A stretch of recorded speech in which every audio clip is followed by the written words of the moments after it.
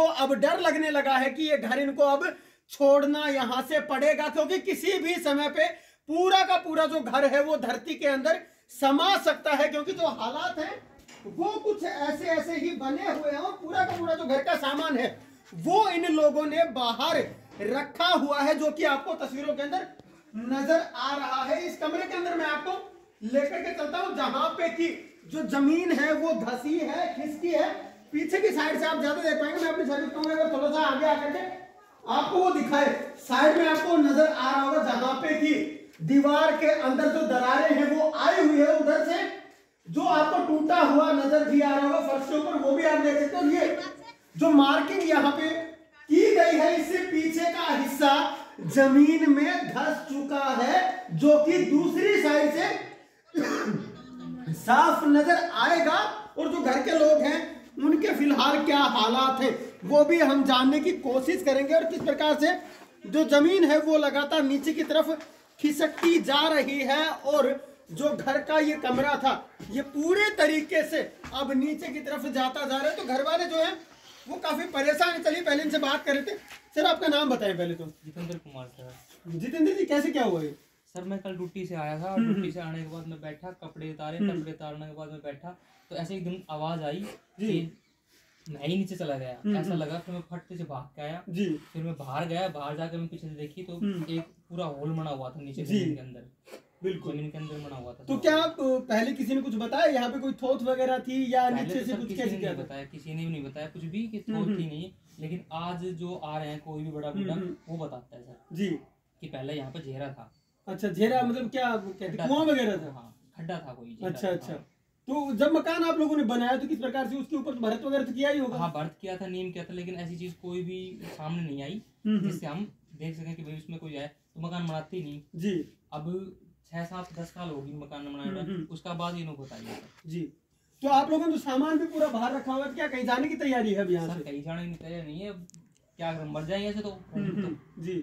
मतलब आपको डर बना हुआ कि कहीं पूरा का पूरा घर ना समा जाए नीचे। सारा पूरा झुक गया सारा जी। तो अब जो हालात हैं वो बताओ कुछ अपने बारे में। क्या बताएं सर, अब देखें किराया पे नहीं कहीं वो ये 10-15 हज़ार की नौकरी है, इसमें मकान बनाए या फिर घर का खर्च चलाएं जी। बिल्कुल।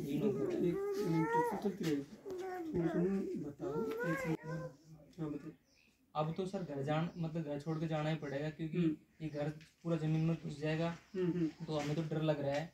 तो छोटे बच्चे हैं, तीन बच्चे हैं, मैं कैसे एडजस्ट करूँ उस चीज में? तो कहीं ना कहीं रात भी पड़ोसियों के काटी है, अगला ने काटी है, क्या करें? बिल्कुल बिल्कुल जी। माता जी आप बताएं क्या हालात हैं, क्या पूछ रहे हैं यहाँ पे, कैसे क्या हुआ? इनका जो भी घर है इसमें जो तरेड़ आ गई है, तो अब आप देख के भी आए हो कि पूरा होल हो रहा है अंदर। लेकिन जेरा बता रहे हैं, लेकिन हमारी नॉलेज में नहीं, हम 30 साल से यहाँ हैं कोई भी।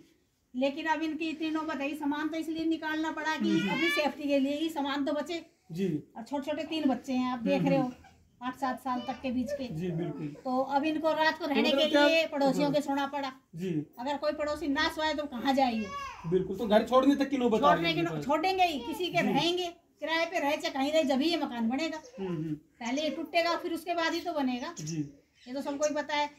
कोई सहायता मिल जाए तो थोड़ा जल्दी कर लेंगे, वैसे भाई इनके पास तो कुछ है नहीं ऐसा जी। कि आपको पता है कि 10-15 हज़ार में 3 बच्चों के साथ गुजारा होना मुश्किल है आजकल। बिल्कुल बिल्कुल। दूसरी जगह पे चलते, पीछे की साइड से आपको दिखाने जहाँ से कि जो घर साफ नजर आता है कि कहाँ से धंसा है, वो जगह आपको चलिए एक बार वहाँ पे चल के दिखाते, ताकि आप लोगों को पता लगे और अंदाजा हो जाए कि कैसे क्या जो हालात हैं वो बने थे, या फिर उस समय पे जब जमीन के अंदर जो कमरा है या घर है जो धंसा था वो कितने तक धंस चुका है, और क्या कुछ वहाँ के जो हालात हैं वो कहाँ से हैं वो देखने पड़ेंगे। पर अंदर चलकर आपको दिखाने की यहाँ से कोशिश करता हूँ क्या कुछ यहाँ के जो हालात है वो फिलहाल बने हुए हैं। बकायदा जमीन के अंदर भी आपको यहाँ पे जो दरारें हैं वो नजर आएंगी। यहाँ आप देखें जो आसपास में जमीन में भी वो दरारें हैं वो भी यहाँ पे नजर आ रही है, दूसरी साइड जो दरारें वो नजर आ रही है। और ठीक जब बीच में आप देखेंगे यहाँ पे, तो यहाँ पे आप समझ पाएंगे कि क्या कुछ हुआ है और कैसे जो ये कमरा था जमीन के अंदर धंसा है, वो चीज आपको यहाँ पे नजर आएगी। नीचे आप देख सकते पूरी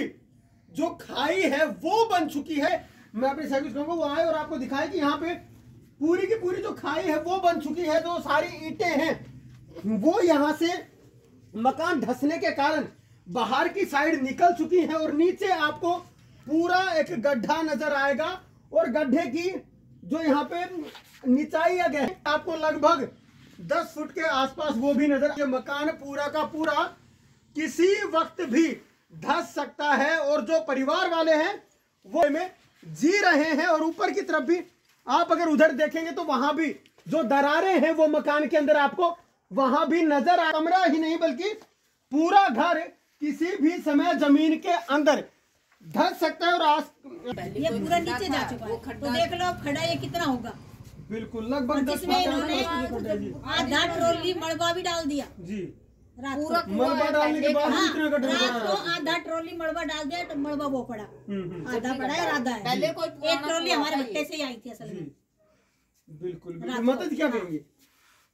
कहना क्या है, ये आपको दिख रहा है इतना उन्नत कुआं, पहले पुराना जमाना का कुआं बता रहे हैं। अच्छा अच्छा। अभी एक बाबा आया था ना, वो कह रहा था अच्छा, गांव के बुजुर्ग बता रहे थे। वो जैसे हमारा मकान पीछे हमारी जगह है ये खाली, तो हमारे वो जेठ बता रहे होंगे कि यहाँ होगा कुआं कोई जी, कि उनको पता है वो काफी साल पुराने हैं। बिल्कुल बिल्कुल। तो पहले यहाँ पे इस जगह पे कुआं बताया जा रहा है, लेकिन जब इन लोगों ने यहाँ पे घर बनाया था तो उस समय पे कुछ भी कुआं वगैरह नजर नहीं आता था।